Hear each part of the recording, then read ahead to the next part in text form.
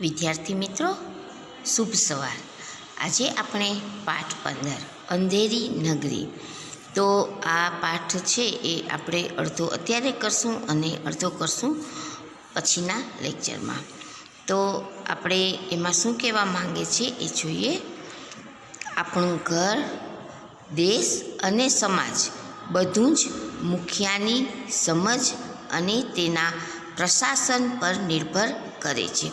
એ શું કહે છે કે આપણું ઘર, તો આપણા ઘરમાં જે આપણા વડીલો છે, તો વડીલો કેટલા વ્યવસ્થિત છે, એ કેવા નિર્ણય લે છે અને આપણા ઘરની કેવી રીતે દેખરેખ રાખે છે, તેની ઉપર આપણું ઘરનું જે પ્રશાસન છે એ નિર્ભર રહે છે.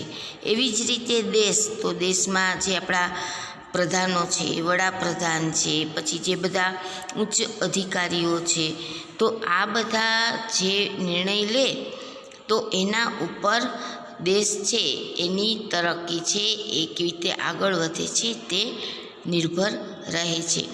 અને એવી જ રીતે સમાજ છે, આપણી સોસાયટી છે, તો એ પણ જે મેઇન વ્યક્તિ છે, જે વડીલ વ્યક્તિ છે, એ લોકોના નિર્ણય પર જ આધાર રહે છે. એટલે કે જે મુખ્ય વ્યક્તિ છે તેના નિર્ણયો પર જ પ્રગતિ નક્કી થાય છે. હવે આગળ શું કહે છે કે જેવો રાજા હોય તેવી જ શાસન વ્યવસ્થા રાજ્યમાં સ્થાપિત થાય છે. કહેવાય છે ને કે જેવી રાજા તેવી પ્રજા. તો રાજા જે પ્રમાણે શાસન વ્યવસ્થા રાજ્યમાં સ્થાપિત કરે તો તે પ્રમાણે રાજ્ય છે એની પ્રગતિ કે દુર્ગતિ નક્કી થાય છે. રાજા અયોગ્ય હોય તો તેને કંઈ કહી શકાતું નથી, બધાએ તેની વાત માનવી પડે છે. હવે રાજા છે, જે મુખ્ય વ્યક્તિ છે, તો એણે કોઈ અયોગ્ય નિર્ણય લીધા હોય કે એ અયોગ્ય રીતે બધી વસ્તુ જે ન કરવાની કરતો હોય, તો એની સામે કોઈ ઊંચા અવાજે કહી ન શકે, પરંતુ એના કારણે શું થાય કે આગળ જઈને તેનું પરિણામ ખરાબ આવે છે. બધાય એની વાત તો માને, કોઈ સામે ન થઈ શકે, પણ એના કારણે સારું પરિણામ આવતું નથી.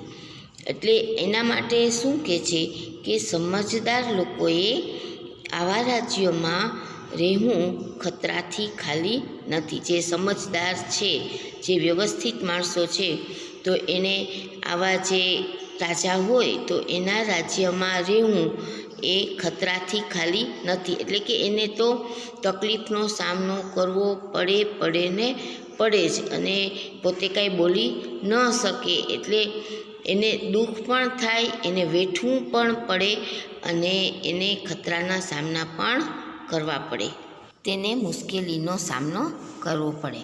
હવે પાઠ શરૂ કરીએ. તો આ પાઠ છે એ સંવાદની જેમ છે. તો એના પાત્ર પરિચય જોઈએ. તો એક તો છે મહંત, બીજું છે નારાયણદાસ કે જે મહંતના શિષ્ય છે, પછી ગોવર્ધનદાસ, તો તે પણ મહંતના શિષ્ય છે, અને ચોપટ રાજા એ અંધેર નગરીનો રાજા છે. તો અંધેર નગરીનો રાજા ચોપટ રાજા, અને મહંત એટલે કે જે મુખ્ય સંત છે, ઋષિ છે તે, અને એના બે શિષ્યો છે, એક નારાયણદાસ અને એક છે ગોવર્ધનદાસ. અને બીજા પાત્રોમાં સાકવાડી, કંદોઈ, ફરિયાદી, કલ્લુવાણીઓ, કારીગર, ચૂનાવાળો, ભીસ્તી, કસાઈ, ભરવાડ, કોટવાળ અને સિપાહી. તો આટલા પાત્રો છે આ પાઠની અંદર છે. અને હવે આપણે પ્રથમ દ્રશ્ય શરૂ કરીએ. સ્થાન છે શહેરની બહારનો રસ્તો. મહંતજી અને બે ચેલાઓ વાતો કરી રહ્યા છે. હવે સ્થાન છે કે શહેરની બહારનો રસ્તો છે, અને મહંતજી છે કે સાધુ સંતો હોય એ એક જગ્યાએ ન રહે, એ લોકો ફરતા હોય છે. તો મહંતજી બંને ચેલાઓ સાથે આ નગરની બહારના રસ્તે વાતો કરી રહ્યા છે. તો મહંત કહે છે, બેટા નારાયણદાસ, આ નગર તો દૂરથી ખૂબ સારી દેખાય છે. જો કાંઈક ભિક્ષા મળે તો પ્રભુને ભોગ લાગે, બીજું શું. તો મહંત નારાયણદાસને કહે છે કે આ નગરીમાં કંઈક ભિક્ષા મળે એવું લાગે છે, સારી છે નગરી, તો તું જઈ આવ અને તો જો પ્રભુને ભોગ લાગે, એટલે કે ભોગ લગાવવું મીન્સ પ્રસાદી આપણે જે ધરાવીએ છીએ તો આપણે પ્રભુને ભગવાનને પ્રસાદી ધરાવી શકીએ. નારાયણદાસ બોલે છે, ગુરુજી મહારાજ, નગર તો ખૂબ જ સુંદર છે, પરંતુ ભિક્ષા પણ એવી જ સુંદર મળે તો બહુ આનંદ આવે. નારાયણદાસ કહે છે કે હા, આ નગરી તો છે એ તો દૂરથી તો ખૂબ સુંદર દેખાય છે, અને એવી જ સુંદર ભિક્ષા મળે તો મજા આવી છે. મહંત બોલે છે, બેટા ગોવર્ધનદાસ, તું પશ્ચિમ દિશા તરફ જા અને નારાયણદાસ પૂર્વ દિશા તરફ જશે. હવે બંને ચેલા છે, નારાયણદાસ ને ગોવર્ધનદાસ. તો મહંતજી નક્કી કરીને કહે છે કે નારાયણદાસ પૂર્વ દિશામાં જશે અને ગોવર્ધનદાસ તું પશ્ચિમ દિશામાં જા. બીજું દ્રશ્ય, બજારમાં મહંતજીનો શિષ્ય ગોવર્ધનદાસ આવે છે. હવે ગુરુજીએ કીધું હતું એ પ્રમાણે નારાયણદાસ અને ગોવર્ધનદાસ નીકળે છે, અને ગોવર્ધનદાસ છે એ બજારમાં આવે છે, માર્કેટમાં આવે છે. ગોવર્ધનદાસ શાકવાળીને પૂછે છે, ભાજીનો શું ભાવ છે? આપણે બધી ભાજી મળતી હોય છે ને, મેથીની, પાલકની, એવી જ રીતે એ ભાજીનો ભાવ પૂછે છે. તો શાકવાળી કહે છે, બાબાજી ટકેસેર, એટલે કે આપણે અત્યારે કેમ રૂપિયો છે, 2 રૂપિયા છે, 5 રૂપિયા છે, એવી રીતે ત્યારના છે તો ટકેસેર, એટલે કે એટલા પૈસાની આ ભાજી છે, 1 ટકાની આ ભાજી છે.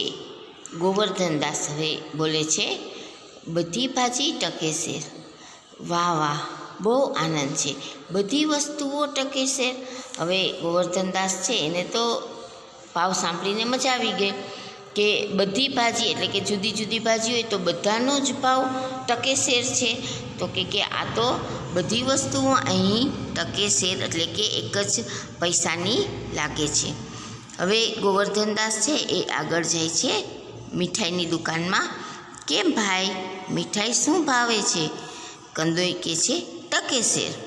ગોવર્ધનદાસ બોલે છે, વાહ વાહ, બહુ આનંદ છે, બધું ટકેસેર. કેમ બચ્ચા, આ નગરીનું નામ શું છે?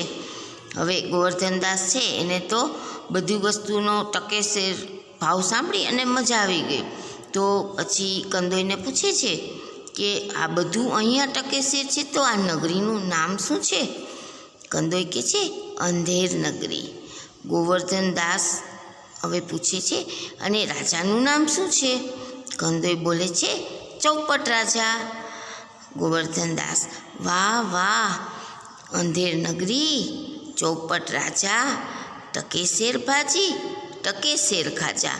એટલે ગોવર્ધનદાસ તો બહુ રાજી થઈ જાય છે કે વાહ વાહ, આ તો અંધેર નગરી ને ચોપટ રાજા અને ટકેસેર, એટલે કે 1 પૈસામાં ભાજી અને 1 પૈસામાં ખાજા, એટલે કે મીઠાઈ પકવાન. તો કે વાહ વાહ, આ તો મજા આવી ગઈ. કંદોઈ હવે કહે છે, તો બાબાજી કાંઈ લેવું હોય તો લઈ લો. ગોવર્ધનદાસ કહે છે, બચ્ચા ભિક્ષા માંગીને 7 પૈસા લાવ્યો છું, તો 3.5 શેર મીઠાઈ આપી દે. હવે હું તો ભિક્ષા માંગી અને 7 પૈસા લઈ આવ્યો છો, તો તું મને 3.5 શેર મીઠાઈ એટલી મને તું આપી દે. હવે ત્રીજું દ્રશ્ય છે, મહંતજી અને નારાયણદાસ એક તરફથી આવે છે અને બીજી તરફથી ગોવર્ધનદાસ આવે છે. મહંત પૂછે છે, બચ્ચા ગોવર્ધનદાસ, શું ભિક્ષા લાવ્યો? પોટલી તો ભારી જણાય છે. હવે મહંત ગોવર્ધનદાસને પૂછે છે કે તું ભિક્ષા શું લઈ આવ્યો છો? તારું જે પોટલી છે એ તો ભારે દેખાય છે. ગોવર્ધનદાસ કહે છે, ગુરુજી મહારાજ, 7 પૈસા ભિક્ષામાં મળ્યા હતા. તેમાંથી 3.5 શેર મીઠાઈ લઈ આવ્યો છું. મને ભિક્ષામાં 7 પૈસા મળ્યા હતા, તો હું અત્યારે 3.5 શેર મીઠાઈ લઈ આવ્યો છું. મહંત કહે છે, બેટા, નારાયણદાસે મને કહ્યું હતું કે આ નગરમાં બધી વસ્તુઓ ટકેસેર મળે છે. ત્યારે મેં તેની વાત પર વિશ્વાસ કર્યો ન હતો.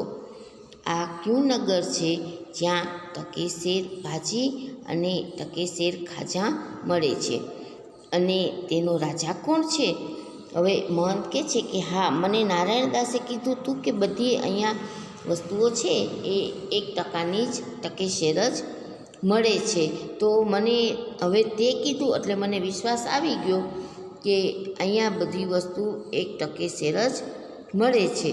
તો આવી રીતે જ્યાં ટકેસેર ભાજી ને ટકેસેર ખાજા મળતા હોય તો આનો રાજા કોણ છે? તો ગોવર્ધનદાસ કહે છે, અંધેર નગરી, ચોપટ રાજા, ટકેસેર ભાજી, ટકેસેર ખાજા. હવે મહંત કહે છે, તો બેટા, આ નગરમાં રહેવું ઉચિત નથી. જ્યાં ટકેસેર ભાજી અને ટકેસેર ખાજા વેચાય છે, હું તો આ નગરમાં એક ક્ષણ પણ નહીં રહું. હવે મહંત છે એ તો ખૂબ જ્ઞાની છે, હોશિયાર છે. તો એ શું કહે છે કે જ્યાં આગળ 1%ની ભાજી અને 1%ના ખાજા વેચાતા હોય, જો તમને લોકોને પણ ખ્યાલ છે કે તમે શાક લેવા જાઓ તો શાકનો ભાવ વધીને 30 રૂપિયા 40 રૂપિયા કિલો હોય, અને એવી જ રીતે તમે જો કોઈ કંદોઈનિયા જાઓ તો એ જેવું ફરસાણ હોય તો 200 300 400 રૂપિયાનો કિલો હોય, તો ક્યાં 30-40 રૂપિયા અને ક્યાં 300-400 રૂપિયા. તો આ જે ભાવનો ડિફરન્ટ તો છે જ ને. તો મહંતજી શું કહે છે કે જ્યાં આગળ બધી જ વસ્તુઓના ભાવ એક જ સરખા હોય તો આ નગરમાં રહેવું ઉચિત નથી. તો હું તો અહીં આગળ એક ક્ષણ એટલે કે 1 મિનિટ પણ નહીં રહું. ગોવર્ધનદાસ કહે છે, ગુરુજી, હું તો નગર છોડીને ક્યાંય નહીં જાઉં. બીજે આખો દિવસ ભિક્ષા માંગી તો પણ પેટ ભરાતું, હું તો અહીં જ રહીશ. હવે એટલે ગોવર્ધનદાસ શું કહે છે કે બીજે આખો દિવસ જો ભિક્ષા માંગીએ તો પણ પેટ ભરાય એટલી વસ્તુઓ આવતી નથી, આપણે ખાઈ પણ શકતા નથી અને પેટ ખાલી રહે છે. અને અહીંયા આગળ તો બધી જ વસ્તુના ભાવ એક સરખા છે. તો મને તો હવે અહીં જ રહેવું છે, મારે તમારી સાથે આવવું નથી. મહંત કહે છે, જો બેટા, મારી વાત માન, નહીં તો પછીથી પસ્તાઈશ. હું તો જાઉં છું, પણ ક્યારે સંકટ આવી પડે તો મને યાદ કરજે. આમ કહીને મહંત જતા રહે છે. મહંત છે એ કહે છે કે ભાઈ, મારી વાત તું માન કે તું અમારી સાથે ચાલ, નહીંતર પછી આગળ જતાં તને પસ્તાવાનો વારો આવશે. અને છતાં પણ જો તું જીદ કરીને અહીં રહેવા માંગતો હોય તો જ્યારે તને કોઈ પ્રોબ્લેમ આવે, સંકટ આવે, તો તું મને યાદ કરજે, હું તારી પાસે ઊભો રહીશ અને તારા સંકટનું હું નિવારણ કાઢી દઈશ. એટલે આમ કહી અને મહંત તો નીકળી જાય છે. તો વિદ્યાર્થી મિત્રો, આપણે અત્યારે અહીં 3 દ્રશ્યો જોયા. પ્રથમ દ્રશ્યમાં અંધેર નગરીની બહારની બાજુમાં મહંત અને તેના શિષ્યો વાત કરે છે. બીજું દ્રશ્ય જોયું કે મહંતનો શિષ્ય છે ગોવર્ધનદાસ, એ માર્કેટમાં બજારમાં જાય છે અને ત્યાંથી વસ્તુ લે છે. અને ત્રીજું દ્રશ્ય આપણે જોયું કે ગોવર્ધનદાસ છે એ પાછા ફરે છે અને મહંત અને નારાયણદાસ સાથે હોય છે, અને પોતે છેલ્લે પોતે કહે છે કે ભાઈ, હવે હું આ નગરી છોડીને ક્યાંય જઈશ નહીં, હું અહીં જ રહીશ. તો અત્યારે આપણે આ 3 દ્રશ્ય જોયા. હવેના જે લેક્ચર હશે ત્યારે આપણે આગળ આ પાઠ જોશું.